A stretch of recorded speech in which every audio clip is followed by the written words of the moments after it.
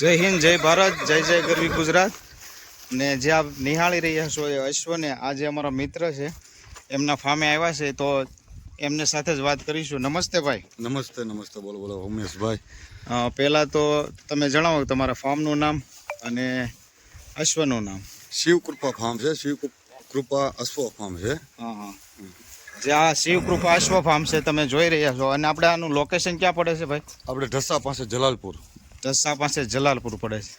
અને જે આપણે વછેરીની વાત કરીએ તો આ ફૂલકારી વછેરી કહેવાય કે? હા, ફૂલ કરી કહેવાય. એ 20 મહિનાની વછેરી છે. આ એની લાલ બાવળી છે, એની માં છે. આ એમની માં છે. અને એમની માની ઉંમરની વાત કરીએ તો કેટલી? માની ઉંમર 17 વર્ષની છે.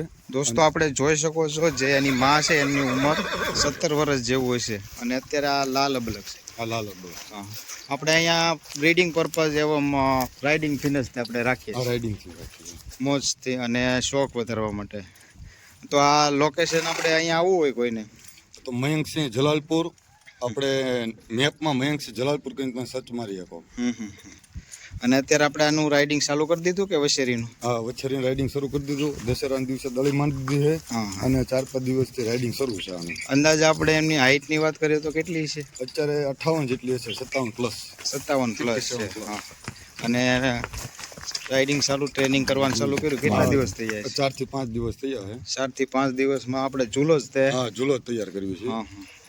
અને આ આપણે બાવળી છે એની વાત કરીએ તો કેટલા થાણ દીધા છે? બાવળીએ 14 થાણ દીધેલા. 14 થાણ દીધેલા. અને મુખ્ય આ તો ઘરની વછેરી કે બહાર? ઘરની વછેરી. બે વછેરીઓ ઘરની છે. ઓલી સંજાબ હતો ઘરની વછેરી. મિત્રો આપણે જોઈ રહ્યા છો આ જે સંજાબ છે એમની ઉંમરની વાત કરીએ તો ભાઈ કેટલી? 24 વર્ષની ઉંમર. 24 વર્ષની ઉંમર છે. અને 19 થાણ દીધેલા. 19 થાણ દીધેલા છે.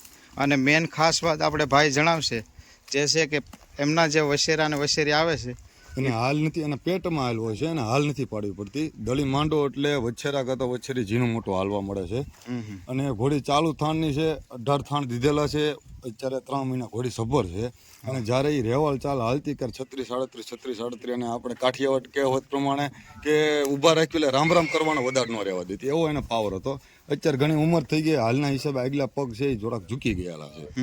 જોકે ઉંમરે આપણે જોઈ શકો છો, છતાં એનો પાવર એણે જે આવડતીથી, હું તમને સાઈડમાં વિડીયો બતાવીશ અંદર જે આવ્યા. અને અત્યારે આપણે આ કયા ઘોડાથી કવર કરાવેલી છે? અત્યારે આ બાજુમાં ભગરો ઘોડો છે ને, વનાભાઈનો ભગરો ઘોડો, એનથી કવર કરાવેલી છે. દોસ્તો તમે નિહાળી છે, કાઠિયાવાડી ઘોડો હતો ભગરો કરી. કાઠિયાવાડી ઘોડો છે ભગરો. જોકે એના ઘણા રિઝલ્ટ છે. એમાંથી એક પંચીરાજ કરીને આટકોટ છે, જે તમે સ્ટેલિયનના અવારનવાર વિડીયો જોતા હશો. જય અંબે અશ્વ ફાર્મ મનસુખભાઈ, જેના ખૂબ સરસ એવો સ્ટેલિયન કટ કન્ડિશન છે, એના પણ વિડીયો આવતા જ હશે. અને આ ભગરાથી અત્યારે કવર છે. અને અત્યારે આપણે આ બાવળી છે એ રોજા ઘોડાથી, રોજા ઘોડો હતો, અનનોન લાઈનનો ઘોડો છે. એનાથી અત્યારે ખાલી અત્યારે. તો બીજું તમે અત્યારે અશ્વ જગતને શું સંદેશો કહેવા માંગો છો કે આ રાઇડિંગ પર્પઝ માટે, બ્રીડિંગ પર્પઝ માટે શું શું ધ્યાન રાખવું છે? અશ્વ રાખવા માટે શોખ, અને બીજી વસ્તુ બીજા કઈ રીતના હાચવે છે, જે ન્યૂ જનરેશનના જે ઘોડીઓ રાખે છે એને હાચવાનું, રાઇડિંગ કેટલા ટાઈમે જોઈ, કઈ ટાઈમે એને બ્રીડિંગ કરાવવું, એ વસ્તુ મેઇન છે. અને કયા ઘોડા ઉપર, કઈ ઘોડી ઉપર કયું બચ્ચું સારું રિઝલ્ટ આપે છે એ જોઈને પછી આડેધડ બ્રીડિંગ કરાવવામાં એનું તમારે જે નોર છે એ હચવાતો નથી.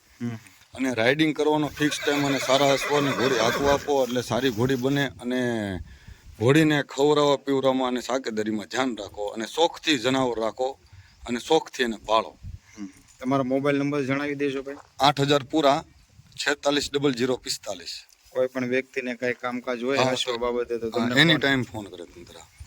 તમારો ખૂબ ખૂબ આભાર ભાઈ કે તમે જણાવ્યું. કેમ કે અત્યારે શું છે કે નવા લોકોને ખ્યાલ હોતો નથી, તે ખાલી જાણે છે કે ભાઈ આપણે ઘોડી લઈ લઈ, પણ એને કઈ રીતે રાખવી, કેવી રીતે એને હાચવવી, એને ટાઈમ ટુ ટાઈમ. અત્યારે નગર ઘોડામાં પેટ તોડાનું બહુ વધી ગયું છે, એટલે એના માટે પણ રાઇડિંગનું અત્યારે બંધ થઈ ગયું. ઘોડી શો માટે વધુ પડતા રાખવા માંડ્યા બધા, એના કારણે પેટ તોડા. ઘોડી એક લંચિંગ હોય, લંચિંગ ટાઈમે લંચિંગ મળતું હોય તો ઘોડીને પેટ તોડાની તબલ ઓછી રહે. તો તમારો ભાઈ ખૂબ ખૂબ આભાર કે તમે ટાઈમ આપ્યો. તો દોસ્તો મળશું, અને અવારનવાર વિડીયો માટે બન્યા રહો, અને ફોલો કરો, લાઈક કરો અને સબસ્ક્રાઈબ કરો, જેથી કરીને આપને પણ અમે આવા અનમોલ રતન જે ગુજરાત કાઠિયાવાડના છે તે તમને દેખાડીએ. જય હિન્દ, જય ભારત, જય જય ગરવી ગુજરાત.